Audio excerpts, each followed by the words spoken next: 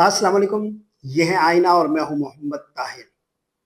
Supreme court के 3 रुकनी bench के फैसले के बाद जिसमें इमरान खान को अडियाला जेल से शिफा इंटरनेशनल हॉस्पिटल मुंतकिल किया जाना था, जो हुक्म अदूली हुई है उस पर आज सुबह तहरीक इंसाफ ने तौहीन अदालत की एक दरख्वास्त दायर कर दी है।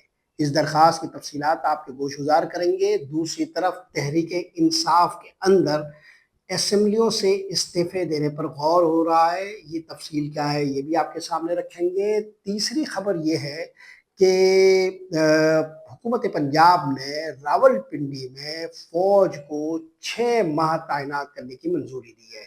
इसका नोटिफिकेशन जारी हो गया है। जो हालात इस्लामाबाद में बन रहे हैं और मुस्तकबिल का जो नक्शा बन रहा है उसकी कुछ भिनक है, वो आपके सामने रखेंगे। पहली खबर की तरफ चलते हैं। तहरीक इंसाफ ने जो तौहीन अदालत की दरख्वास्त दायर की है उसमें 4 बुनियादी तौर पर वायलेशंस है सुप्रीम कोर्ट के फैसले की, उसकी निशानदेही की है और इसमें कोई तकरीबन 7 फरीक बनाए हैं। इमरान खान को अडियाला जेल से मुंतकिल किया जाना था शिफा इंटरनेशनल हॉस्पिटल। आप अच्छी तरह जानते हैं कि पिछले 24 और 48 घंटों में जो कुछ हुआ है, इमरान खान को पिम्स हॉस्पिटल ले जाया गया, सुप्रीम कोर्ट के हुक्म की खिलाफ वर्जी की गई, मेडिकल बोर्ड नहीं बनाया गया, सुप्रीम कोर्ट के हुक्म की खिलाफ वर्जी की गई, इमरान खान को पिम्स हॉस्पिटल से फौरन अडियाला जेल पहुंचा दिया गया। ये भी एक तरह से सुप्रीम कोर्ट की खिलाफ वर्जी थी और हुक्म की। और जो मेडिकल बोर्ड तश्कील दिया जाना था वो उस पर भी अमल दरामद नहीं हुआ और भी कई खिलाफ वर्जियाँ है इस ऑर्डर की। लेकिन जो तहरीक इंसाफ की तरफ से जो दरख्वास्त दायर की गई है उसमें 4 वायलेशंस बताई गई है। पहली तो ये बताई गई है कि इमरान खान को शिफा इंटरनेशनल हॉस्पिटल मुंतकिल नहीं किया गया।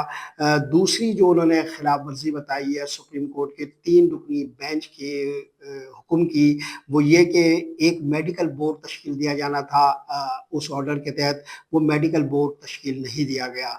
तीसरी जो खिलाफ वर्जी बताई गई है वो ये कि चूंकि सुप्रीम कोर्ट के हुक्म में कहा गया था कि एक मेडिकल बोर्ड तश्कील दिया जाए जो इमरान खान की तिब्बी सेहत का मुआयना करे, यहाँ पर जिन डॉक्टर्स ने मुआयना किया वो उस मेडिकल बोर्ड का हिस्सा ही नहीं थे। चूंकि मेडिकल बोर्ड बना ही नहीं था, लिहाजा इसे भी सुप्रीम कोर्ट के हुक्म की वायलेशन करार दिया गया है। और चौथा ये कहा गया है, जो नुक्ता है वायलेशन का, वो ये कि डॉक्टर फैसल को शिफा इंटरनेशनल हॉस्पिटल ले जाया गया और उन्हें इमरान खान से दूर रखा गया। यानी इमरान खान जब अडियाला जेल से ले जाए गए तो आप अच्छी तरह जानते हैं, इसकी पूरी एक तफसील मौजूद है कि उन्हें ले जाया जाना मकसूद था बुनियादी तौर पर शिफा इंटरनेशनल हॉस्पिटल। इन्होंने जो प्रोग्राम बनाया वो पिम्स हॉस्पिटल का था, तो उन्होंने जो डॉक्टर उज़्मा खानम है इमरान खान की बहन, जिनको मेडिकल बोर्ड का हिस्सा बनाया जाना था, उनको अलग गाड़ी में बिठाया और डॉक्टर फैसल को अलग गाड़ी में बिठाया। उनको एक मुगालता पैदा किया गया कि उनको इमरान खान के साथ शिफा इंटरनेशनल हॉस्पिटल ले जाया जा रहा है और एक तरह से उन्हें ये बताया गया कि जो आगे वाली गाड़ी है उसमें इमरान खान मौजूद है। मगर जब ये शिफा इंटरनेशनल हॉस्पिटल पहुंचाए गए तो वहाँ इमरान खान थे ही नहीं। उन्हें 5 घंटे तक वहाँ रखा गया शिफा इंटरनेशनल हॉस्पिटल और ये बावर कराया जाता रहा कि अब कुछ देर में इमरान खान आने ही वाले हैं, मगर इमरान खान नहीं पहुंचे। यूं इमरान खान के ज़ाती वालिद डॉक्टर फैसल सुल्तान को शिफा इंटरनेशनल हॉस्पिटल में 4-5 घंटे तक इमरान खान का इंतज़ार कराने के बाद ये कहा गया कि वो वापस अडियाला जेल मुंतकिल कर दिए गए हैं और उन्हें अडियाला जेल ले जाया गया। ज़ाहिर उनकी गाड़ी वगैरह वहीं पर होगी। तो बहरहाल डॉक्टर फैसल सुल्तान को इमरान खान से मिलवाया ही नहीं गया। और उधर जो डॉक्टर उज़्मा खानम साहिबा थी उन्हें पिम्स ले गए ये, और पिम्स में उन्हें भी 3-4 घंटे टामक टोइयाँ मारनी पड़ी। अंधेरे में रखा गया, मोबाइल की टॉर्च से ही वो रास्ता देख पाती थी और इमरान खान से एक बहुत ही मुख्तसर उनकी मुलाकात हुई।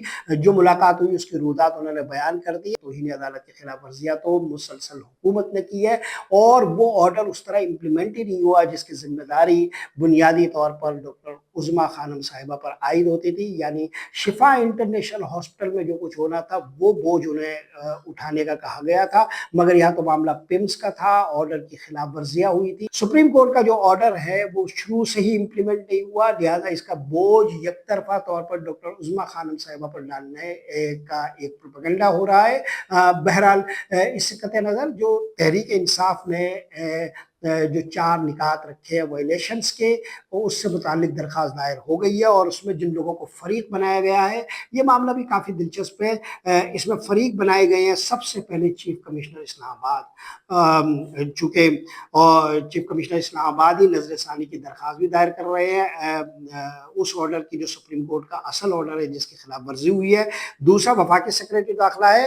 اہم بات یہ ہے کہ وفاقی سیکریٹری داخلہ کو فریق بنایا گیا ہے، لیکن وزیر داخلہ محسن نقوی کو نہیں بنایا گیا۔ تیسرے جو فریق ہے سپرنٹینڈنٹ اڈیالہ جیل ہے، اور پھر 3 جو سیاسی پوسٹس ہیں ان میں وزیر اعظم ہے شہباز شریف صاحب، وہ بھی فریق بنائے گئے ہیں۔ وزیر اطلاعات ہے عطا اللہ تارڑ صاحب، جو 2 ٹویٹس کے ذریعے میں خبر دیتے رہے۔ پہلی خبر میں انہوں نے کہا کہ عمران خان کو ہاسپٹل منتقل کیا گیا، اور دوسری ٹویٹ میں انہوں نے کہا کہ پمز میں منتقل کیا گیا، یعنی جو عدالتی حکم عدولی ہوئی تھی وہ ان کے ٹویٹ سے عوام کو پتہ چلا۔ عطا اللہ تارڑ صاحب ہے، اور ایک وزیر قانون اعظم نذیر تارڑ صاحب ہے، جو ہمیں یہ بتاتے رہے کہ سپریم کورٹ کا جو آرڈر ہے وہ بنیادی طور پر قانون کی 4 دیواری میں نہیں آتا، اور انہوں نے نظر ثانی کی درخواست دائر کرنے کا اندیا دیا تھا، اور پھر نظر ثانی کی درخواست ہوئی۔ اعظم نذیر تارڑ وزیر قانون وہ بھی اس معاملے میں ایک فریق بنائے گئے۔ بدقسمتی کی بات یہ ہے کہ وزیر اعظم شہباز شریف کا نام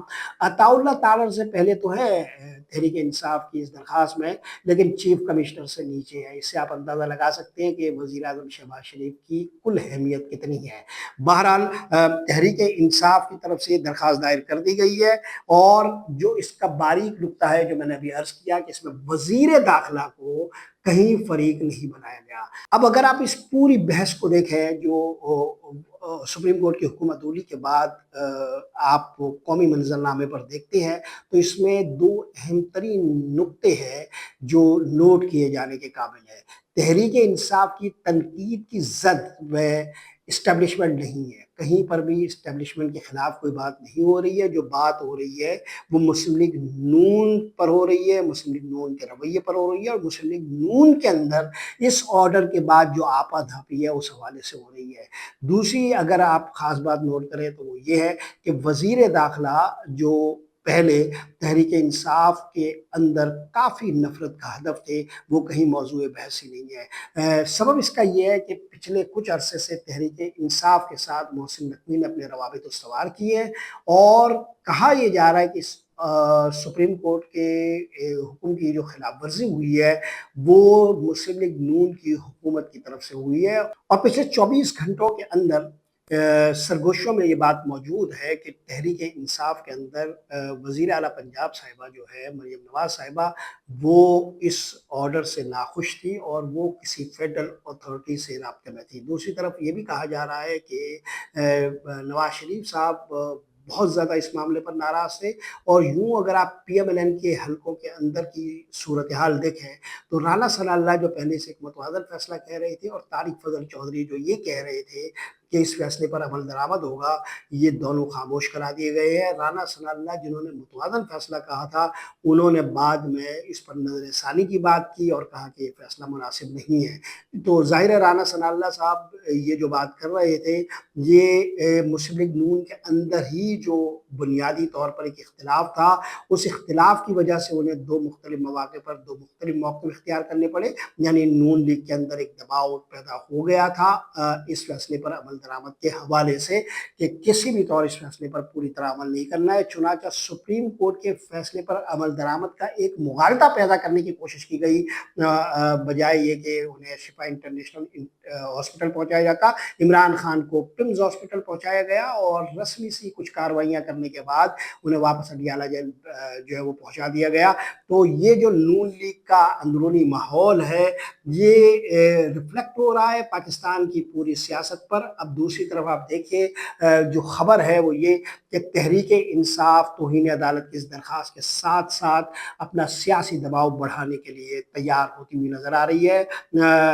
وزیر اعلیٰ سہیل آفریدی صاحب اب تک اس فیصلے پر عمل درآمد نہ ہونے کے بعد جہاں جہاں شریک ہوئے، جن جن اجلاسوں میں شریک ہوئے، بے پناہ غصے میں تھے۔ اسی طرح بیرسٹر گوہر صاحب جو پہلے ہی تحریک انصاف کے کارکنوں کی طرف سے مختلف قسم کے سوالات کے نرغے میں تھے، اور ان کی جو ساکھ ہے وہ خود تحریک انصاف کے اندر بہت زیادہ متاثر ہو چکی ہے۔ पहली मर्तबा अपनी मरंज तबीयत से बाहर निकलते हुए बेपनाह गुस्से में दिखाई दिए हैं और तहरीक इंसाफ के एक इजलास के अंदर उन्होंने बहुत जज्बाती तकरीर करते हुए ये कहा है कि अब इन असम्बलियों में रहने का बाकी कोई जवाज़ नहीं है। एक और इजलास महमूद खान अचकज़ई साहब के साथ हुआ है, यानी तहरीक तहफ़्फ़ुज़ आइन पाकिस्तान और तहरीक इंसाफ के रहनुमाओं का एक इजलास इस दौरान हुआ है।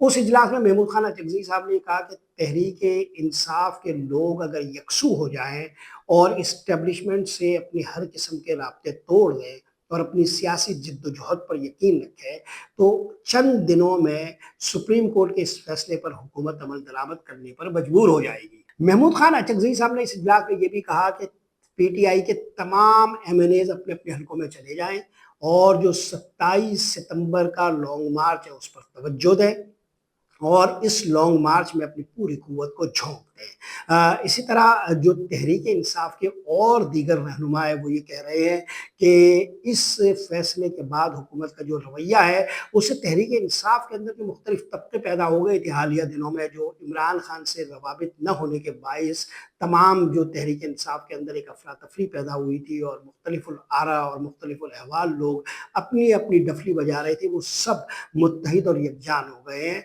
अब अगर 27 सितंबर की कोई बेदारी पैदा हो जाती है तहरीक इंसाफ के अंदर या उनके कारकुनान और क़यादत हमहंग हो जाते हैं, तो उस सूरत में एक बड़ा वाक़या हो सकता है, एक बड़ी तहरीक की बुनियाद पड़ सकती है। सोहेल आफरीदी हफ्ते में 2 दिन खैबर पख्तूनख्वा के मुख्तलिफ इलाकों में जाकर एक अवामी बेदारी की मुहिम को मुनज़्ज़म कर रहे हैं। तो यूँ नज़र आ रहा है कि तहरीक इंसाफ का जो पूरा फोकस है अब वो अवामी तहरीक पर है, अवामी बेदारी पर है, 27 सितंबर के लॉन्ग मार्च पर है।